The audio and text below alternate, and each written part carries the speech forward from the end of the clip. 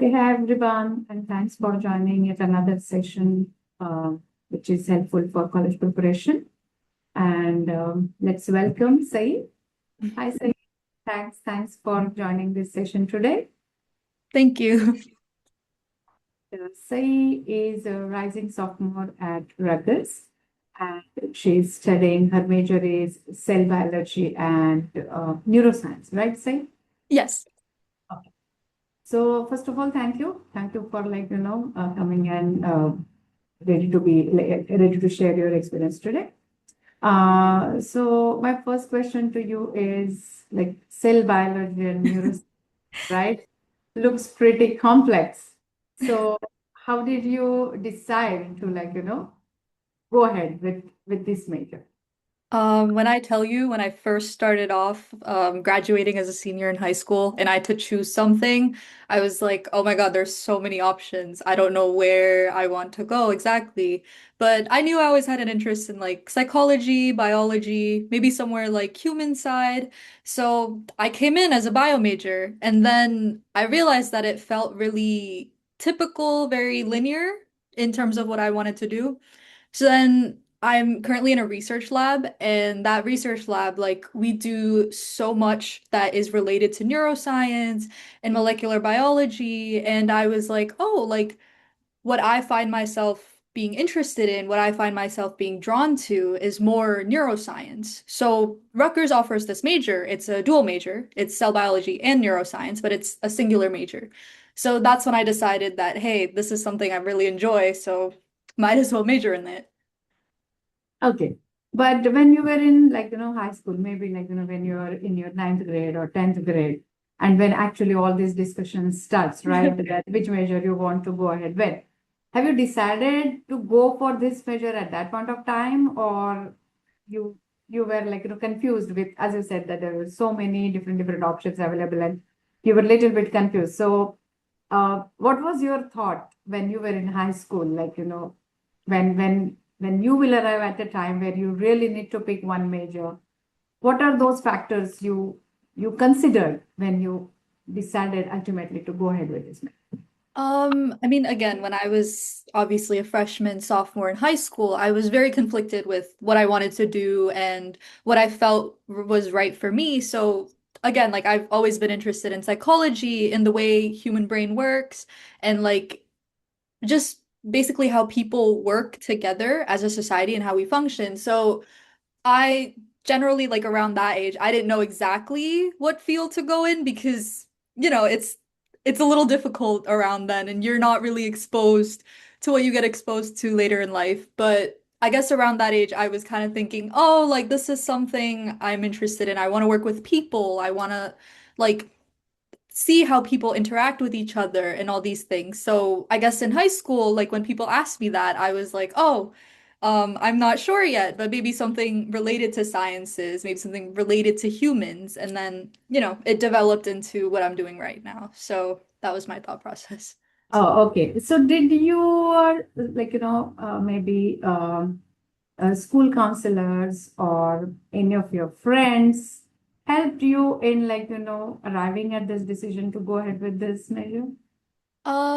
Not really school counselors per se, but I remember having like teachers who I really looked up to, and they were, my bio teacher or like my English teacher that I would have conversations with, and they would help me understand that, hey, like this is what I align with, and this is like they helped me uncover who I am, and like in that way, like to me, I understood that, hey, like this is something that I should look into. And then even my friends, like some of them had science interests, like physics, chemistry, and they would often talk about these ideas. And like I love talking about them. And I was like, oh, this is nice that I'm, discussing scientific discussions, all these things.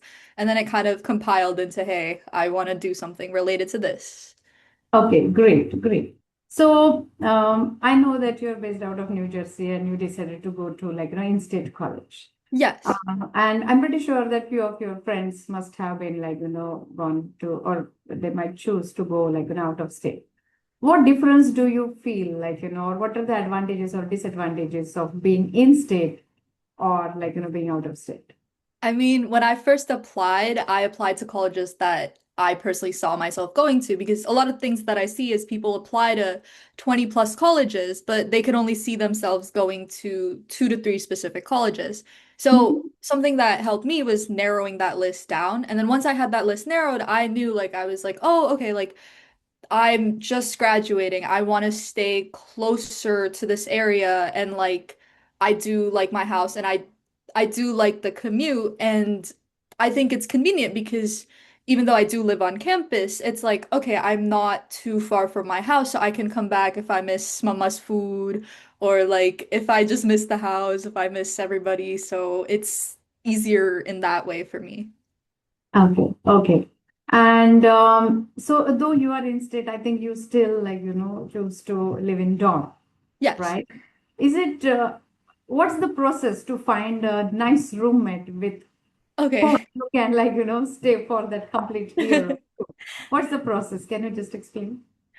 So different people have different ways to find their own roommate. Like some people decide to go blind, which is, oh, Rutgers pairs somebody with you, or whatever school you go to, depending on your interests and your lifestyle. But I did not choose to go that way because I wanted somebody that I knew prior, but did not go in New Jersey. So I did want to expand out. So the way I did it was there's a roommate app that like Rutgers has that you just put in your acceptance and then you put in like your profile. So it's almost like a dating app, but it's for roommates, right? So you put in your interests, you put in your preferences, and luckily I found somebody who's like one of my best friends right now, and I was lucky in that process because so many people struggle with it, but that's the way I went about it. I went through this app and found somebody who's aligned with my interests. Oh, okay. So do you think that people really put like, the true interests and the facts which are really true to like, regarding their habits and regarding their lifestyle in the app? I mean, the funny thing is, me and my roommate, we both put that we are very clean people, which we both aren't. But I mean, I think it's like the process of actually getting to know the roommate after you look at their profile because you're obviously texting, you're getting to understand the person, you know. So I didn't like initially go in with, hey, she's gonna be my roommate. I went in with, hey, this is a cool person that I would want to be friends with in college. And I guess we texted for like a couple months and then I was like, "Oh, she's really sweet and I would love to live with her." And yeah, it's like you're living with this person, so you have to make sure that, you know, this person is somebody that you're comfortable like sleeping next to. So that's yeah. Yeah, that's a nice tip that like it's better to put like the true facts but not necessarily like all the true facts but maybe like whatever you're putting those are I would say those are more kind of an expectations that these are like your expectations and that is how you will be like behaving at the same time you want someone else with whom you're going to accompany should also like follow the same type Of of like course. okay, okay, that's interesting. Um, so another question, like because you pick like a different kind of major, which is like related to biology and this. Um, what do you think, in your opinion, the SAT score, right, the SAT score? Mhm. So does it really play a significant role in college admissions, and how you prepared for your like SAT exams? Okay, so the thing with me is I went test optional on all my cal college applications, so I never submitted my score. But I mean, I went through your typical prep, like Princeton review, I did all the booklets there. And I guess like what I felt personally was these high achieving like scorers are the only ones that are putting in their test scores. So by putting in my test score, it will like disadvantage me.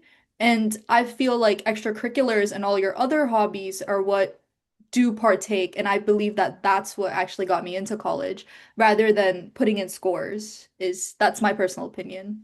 That's your personal opinion. So you just spoke about like the extracurricular activities. Yes. So can you just explain what are those activities in which you were involved, which you think that like helped you in getting admitted to Rutgers in this particular major? Okay, so I've been doing Kathak for as long as I remember. So I think that was one of the biggest things that I did in high school, and I did a bunch of sports. Like I used to do track, I did volleyball.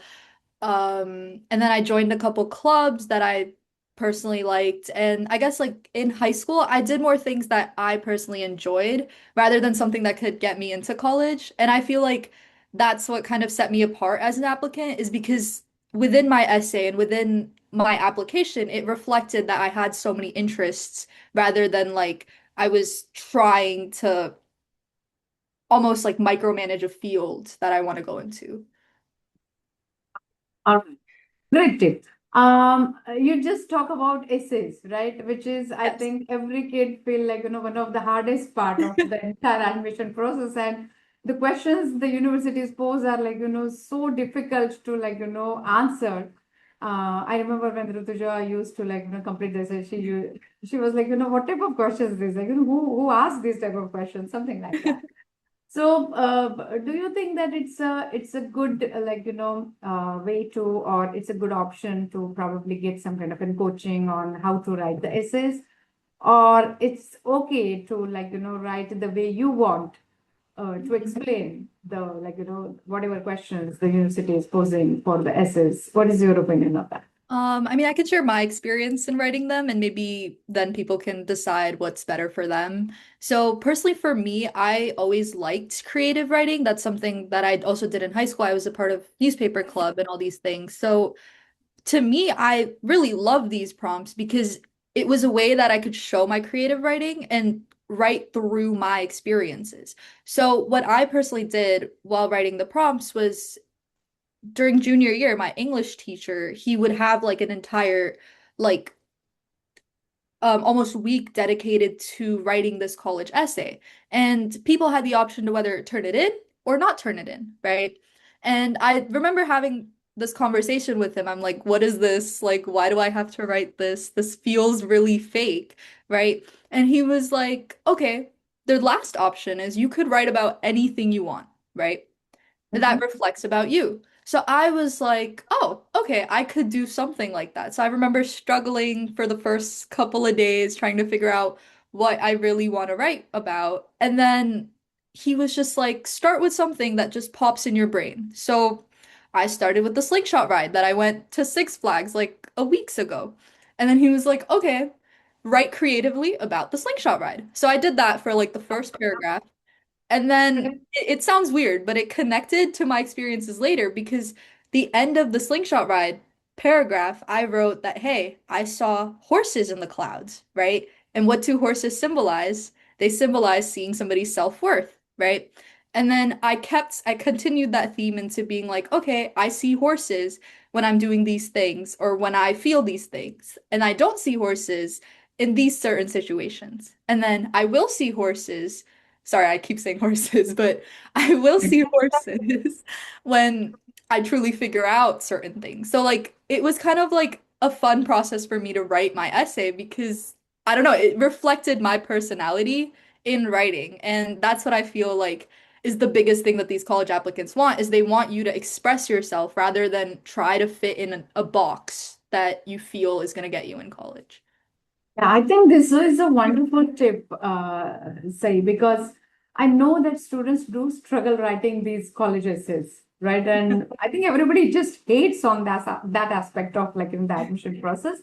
But I think if someone doesn't want to get any kind of a coaching or anything for writing essays, I think what you just said is a best tip that just start writing about yourself, and whatever first thing pops up in your mind, just start from there, and then maybe you just keep writing, and then probably you will be able to express yourself in a more better way, and probably the colleges may rather than just seeing those pretty tailored responses for their typical questions, rather than that, if they can see that someone is really expressing what the person is really feeling about, I think, yeah, that will definitely help people to get admitted into whatever colleges that they want to.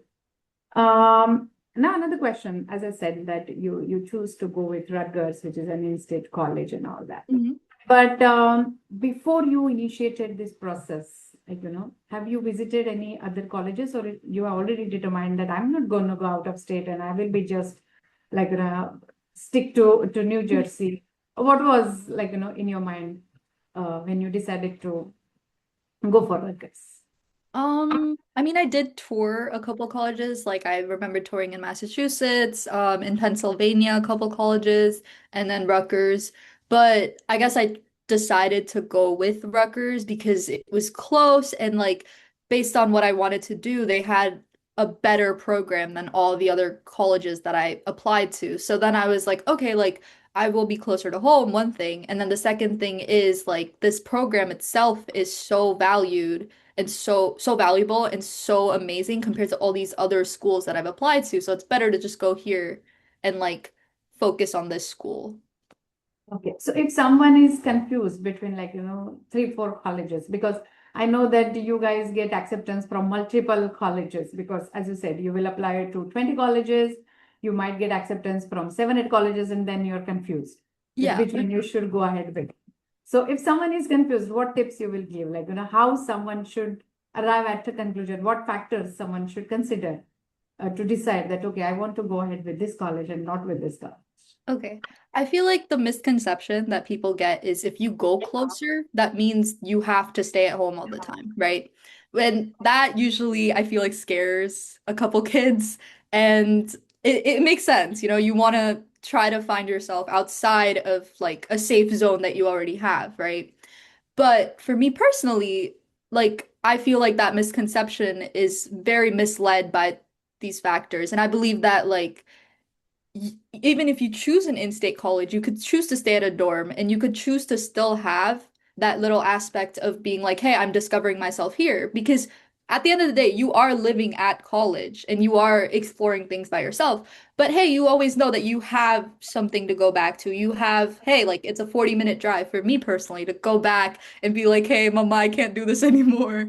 Or like, mama, I need your food. You know, it's just it's nice to have that, but at the same time it's like okay, you're living there, you're experiencing these things. So I feel like one thing that people should get rid of is this misconception of going to like an in-state school and still being like, hey, it's going to be the same thing over and over. I mean, don't get me wrong, you still see a lot of people that you know from high school, from, everywhere else at Rutgers. But at the same time, it's so huge, and I've never like had this trouble where I felt like I was still in the same zone that I was in high school because I branched out and all my friends are like from everywhere. Like I have a friend from Connecticut, friends from North Jersey, friends from all over the place. And it's so much nicer because Rutgers is such a big school and that's the benefit of it is because you might see these people that you know, but at the same time, you're actually branching out. You're seeing people that like you truly enjoy their company with. And I guess like that's the biggest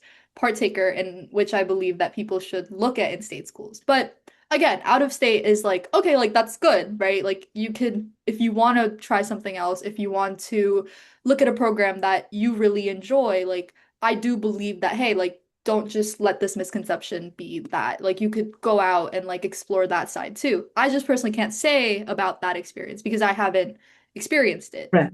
So Right. that's my intake. Okay, thank you.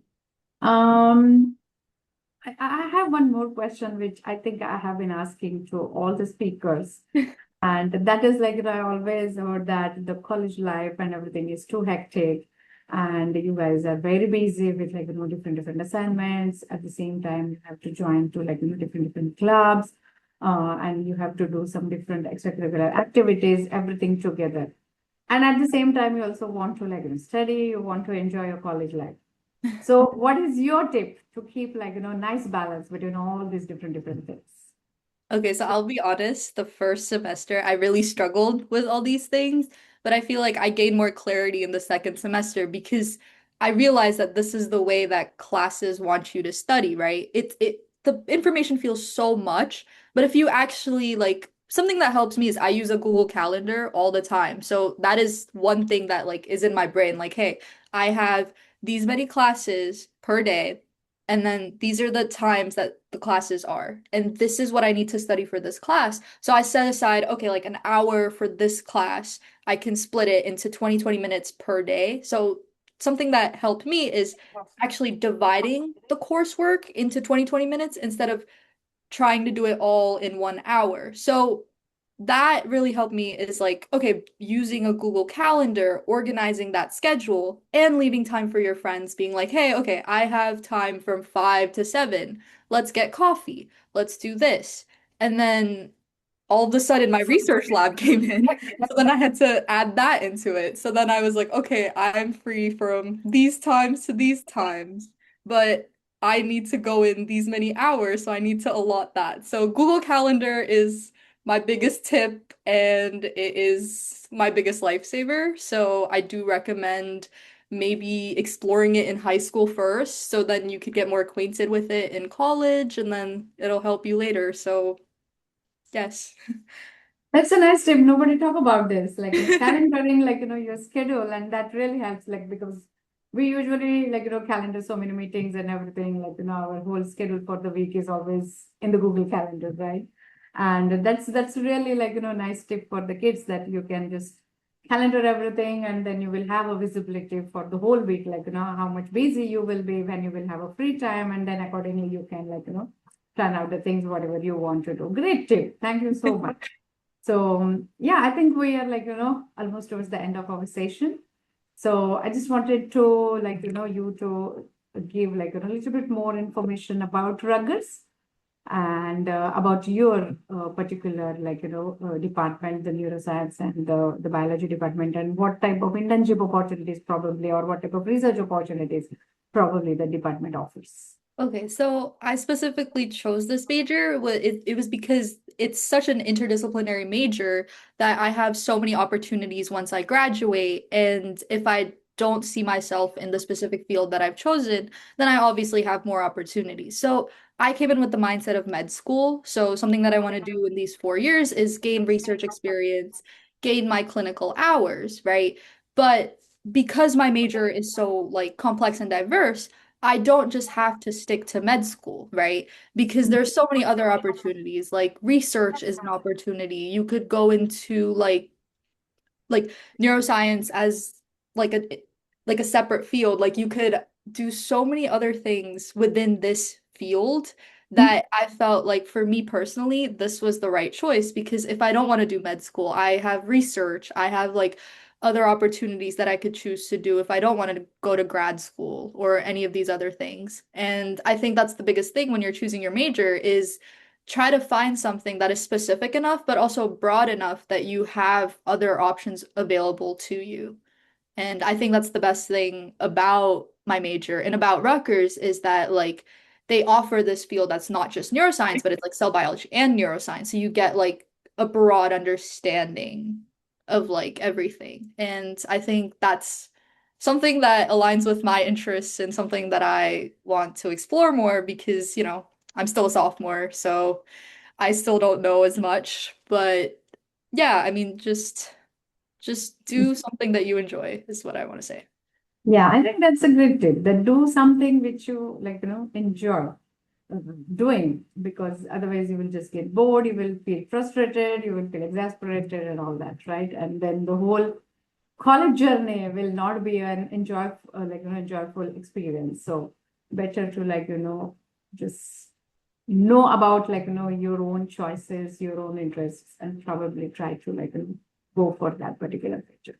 Great tips, Sai. Thank you so much for, like, sharing all this information, sharing your own experiences, your views, and all that. I'm pretty sure that this will be helpful to all those who will be watching, like, this video. Thank you again, and good luck. Thank you.